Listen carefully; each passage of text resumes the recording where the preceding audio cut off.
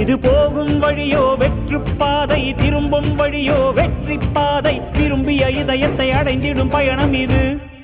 கடல் தாண்டும் பறவைக்கெல்லாம் வழியில் மரங்கள் கிடையாது. ஆனாலும் கண்டம் தாண்டும் சிறகுகள் வலிக்காது. மலையேறும் எறும்பின் கால்கள் வெயிலை மிதித்து உடையாது. மனதோடு காதல் வந்தால் மனிதா தடையேது.